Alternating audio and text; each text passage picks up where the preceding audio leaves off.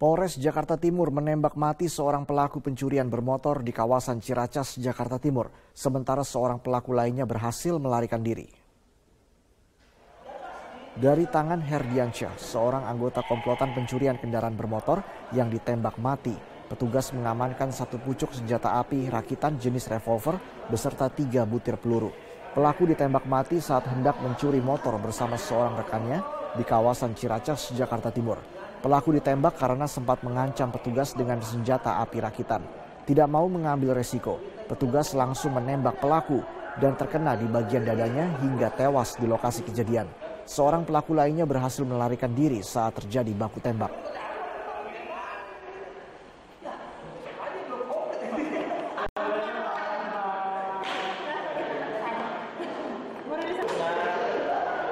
Polrestabes Medan menangkap basah 4 pegawai Dinas Perhubungan Provinsi Sumatera saat melakukan pungli di Jembatan Timbang, Kecamatan Sibolangit, Kabupaten Deli Serdang, Sumatera Utara.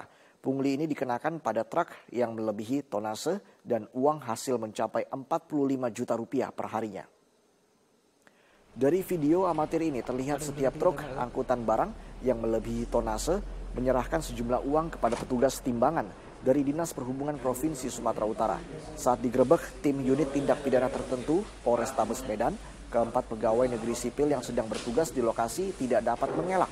Apalagi saat digeledah, petugas menemukan uang dari dalam kantong PNS tersebut dengan total mencapai 7 juta rupiah lebih.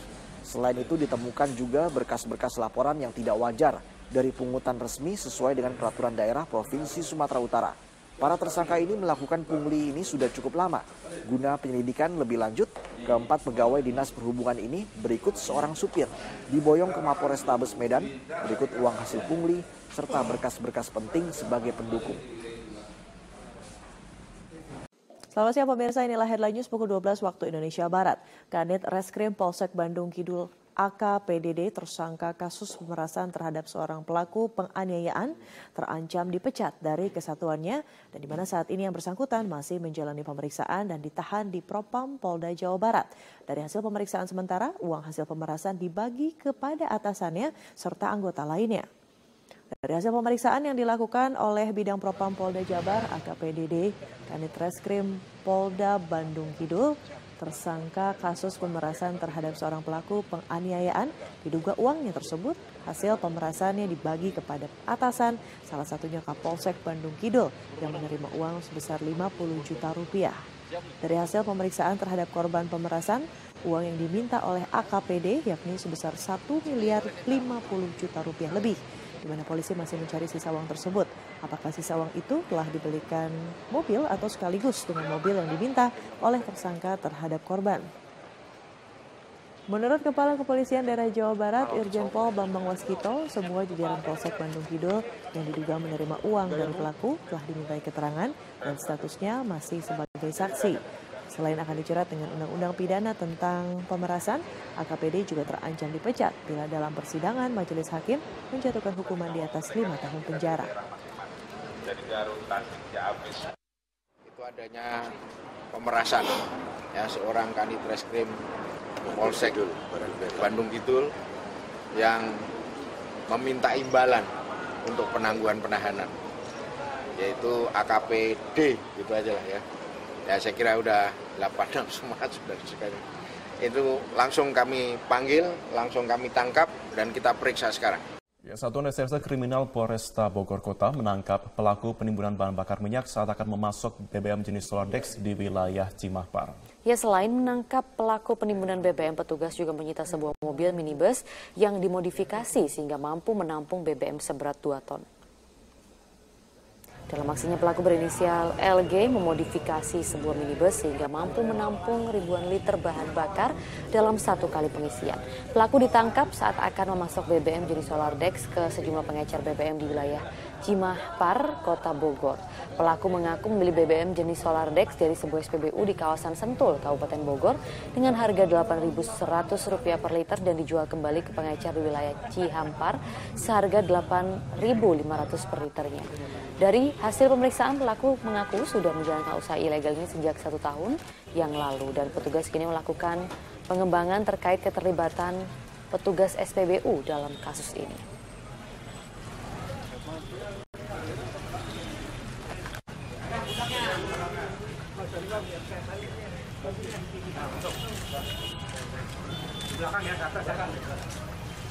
Pemirsa, TNI akan mempersiapkan kepolisian militer untuk tetap melakukan sapu bersih oknum TNI yang melakukan pungli.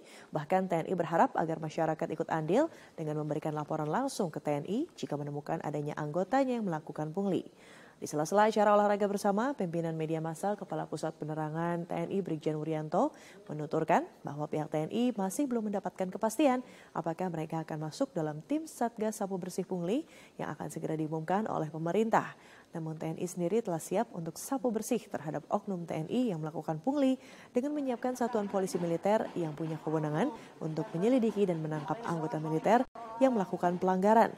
Menurut Kapuspen Mabes TNI Brigjen Wuryanto, TNI akan selalu mendukung upaya pemerintah dalam sapu bersih pungli yang ada di seluruh lembaga pemerintahan, terutama di lembaga TNI. Dalam tim maupun tidak masuk dalam tim, TNI akan melakukan langkah-langkah pencegahan. Kepada masyarakat, saya juga berpesan, kalau sayang terhadap TNI, laporkan kalau ada oknum-oknum prajurit yang melakukan tindakan-tindakan yang merugikan masyarakat. Kita ke informasi lain, pemirsa. Diduga tidak kuat menahan derasnya air sungai, sebuah jembatan di Kota Bogor, Jawa Barat ambruk. Warga terpaksa harus mencari jalan lain untuk menuju ke tengah kota. Jembatan sepanjang 7 meter dan lebar 5 meter di Kampung Babakan Sukamantri, Kota Bogor ambruk setelah diterjang arus deras Sungai Cimanglit. Akibatnya warga harus mencari jalan alternatif untuk menuju pusat kota. Sementara puing-puing jembatan menutupi aliran Sungai Cimanglit. Wali Kota Bogor Bima Arya menginstruksikan dinas terkait untuk sementara memperbaiki jembatan tersebut. Menurut rencana, jembatan yang dibangun tahun 2007 ini akan dibangun kembali menggunakan dana APBD tahun 2017.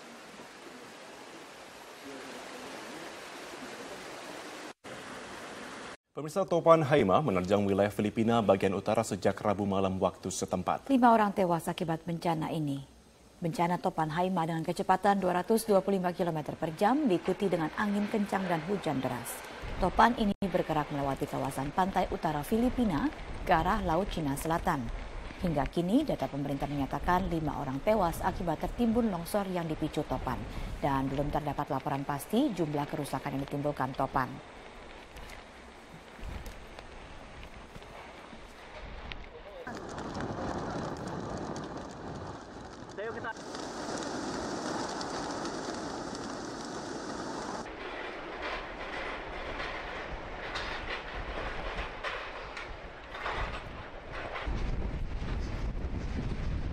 Kejaksaan Negeri Muna, Sulawesi Tenggara menahan Darmin, anggota DPRD fraksi Gerindra Kabupaten Muna. Darmin telah ditetapkan sebagai tersangka terkait dengan kasus pemalsuan dokumen sertifikat kelayakan instalasi listrik Kabupaten Muna. Darmin diduga melakukan pemalsuan dokumen dalam akte autentik berupa sertifikat laik operasi pemasangan instalasi listrik pelanggan setiap rumah di Desa Waturampe, Kabupaten Muna pada tahun 2014. Sebelum ditahan, tersangka Darmin melakukan tes kesehatan di kantor Kejaksaan Negeri Muna. Kasih Pidana Umum Kejari Muna, Ari, mengatakan penahanan Darmin anggota DPRD Muna karena telah mencukupi 2 alat bukti. Darmin telah melanggar pasal 266 ayat 1 dan ayat 2 KUHP dengan ancaman penjara 7 tahun dan diduga melakukan pemalsuan dokumen.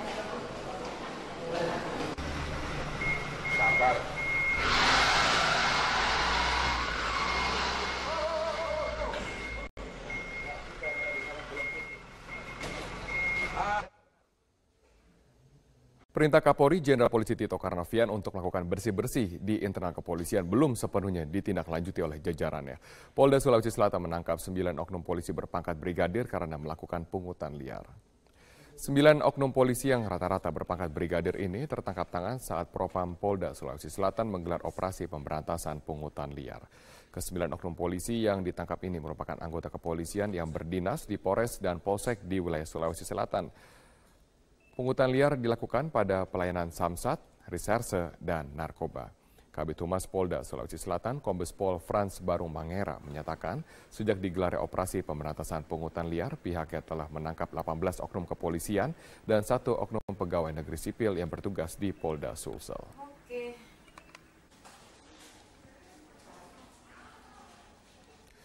Selamat siang pemirsa, inilah headline news pukul 12 waktu Indonesia Barat. Badan Narkotika Nasional menggagalkan upaya distribusi narkoba di Kota Medan. Selain menyita berbagai alat bukti, petugas juga mengamankan 3 orang tersangka. Informasi selengkapnya akan disampaikan oleh rekan kami Andika Bakti di Medan, Sumatera Utara. Selamat siang Andika, modus apa yang digunakan tersangka untuk mendistribusikan narkotika kali ini Andika? Widya, modus yang digunakan oleh 3 tersangka ini cukup mudah karena hanya menggunakan mobil pribadi jenis minibus untuk mengangkut narkotika dari Provinsi Aceh menuju Kota Medan, Sumatera Utara.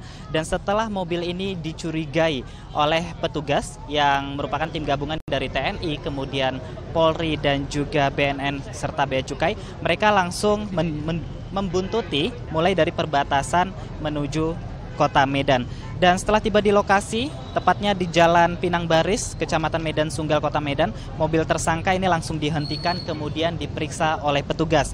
Dan setelah digeledah, langsung ditemukan narkotika jenis sabu sebanyak 38 kg Widya. Kemudian pil ekstasi sebanyak 100.000 butir dan Happy Five sebanyak 50.000 butir. Dan juga ditemukan uang tunai senilai 12 juta rupiah. Dan selain mengamankan sejumlah ataupun menyita sejumlah barang bukti, petugas juga mengamankan 3 orang tersangka yang merupakan kurir. Namun 1 dari 3 tersangka ini sempat melakukan perlawanan sehingga petugas terpaksa memberi tembakan sebanyak 2 kali yang mengakibatkan 1 tersangka yang diketahui berinisial J asal Kabupaten Aceh Tamiang meninggal dunia. Sementara itu 2 tersangka lainnya ini masih diamankan oleh pihak BNN yang diketahui bahwa 2 tersangka tersebut yakni inisial IRL yang merupakan warga Kota Medan dan yang kedua adalah inisial ABM yang merupakan warga Provinsi Aceh. Dan tadi disebutkan oleh BNN bahwa narkotika ini diduga berasal dari Malaysia dan disalurkan melalui Aceh menuju Medan. Namun tujuan akhir dari pengedaran ini adalah Jakarta dan beberapa daerah lain di Pulau Jawa. Anggota Badan Narkotika Nasional melakukan tindakan tegas untuk melumpuhkan yang bersangkutan dengan memberikan tembakan. Kita masuk pertanyaan kedua ya. 2 kali. Dan yang bersangkutan kemudian rubuh. Anggota Badan Narkotika Nasional melakukan.